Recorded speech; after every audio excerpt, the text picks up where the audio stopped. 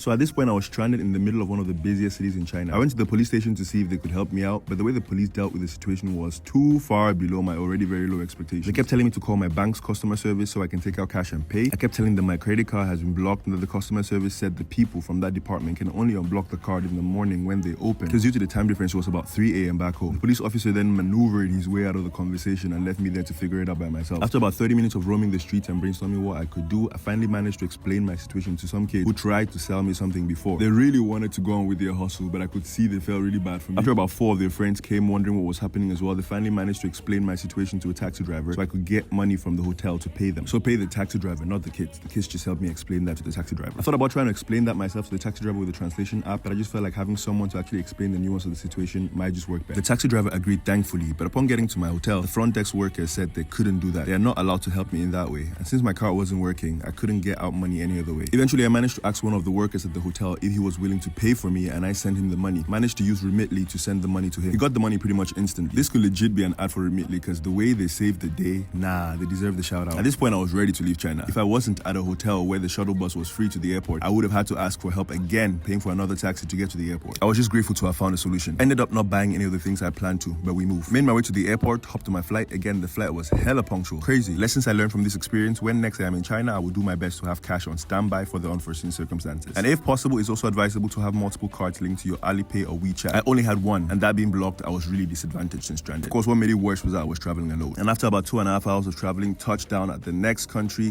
number 41 for me, the Kingdom of Thailand. Let's go!